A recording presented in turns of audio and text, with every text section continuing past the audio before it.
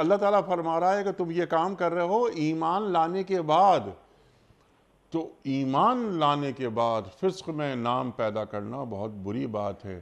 یعنی جو اہل ایمان ہوتے ہیں ان کا معیار، ان کی سطح بڑی بلند ہوتی ہے، تو ہمیں یہ معلوم ہے کہ ہم اہل ایمان میں سے ہیں اور ہمارا مقام بڑا بلند ہے۔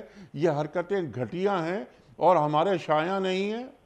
بالکل انیک صاحب، اس کا ہمیں احساس ہونا چاہیے، اس کا ہم تو قرآن کریم میں یقین کیجئے اپنی صفات پر ہم کبھی غور ہی نہیں کرتے۔ جی ہاں، صاحبان ایمان کی صفات یہ ہیں کہ الذین ينفقون فی السراء والضراء اللہ والکاظمین الغیظ والعافین عن الناس، غصے کو پی جانے والے ہیں، لوگوں کو معاف کر دینے والے ہیں۔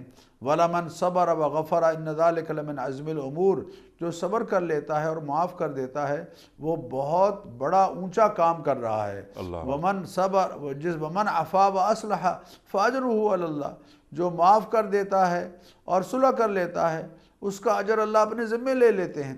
تو اور اللہ اکبر، اللہ تعالیٰ اپنے حبیب کریم علیہ الصلاۃ والتسلیمات سے فرما رہے ہیں کہ خذ العفو، معافی کو مضبوطی سے پکڑ لیجئے۔ صحابی عرض کرتے ہیں یا رسول اللہ میں صبح سے لے کے شام تک اپنے اس ملازم کو کتنی مرتبہ معاف فرماؤں؟ فرمایا کم از کم 70 مرتبہ تو معاف کرو۔ 70 کا عدد کثرت کے لیے آتا ہے۔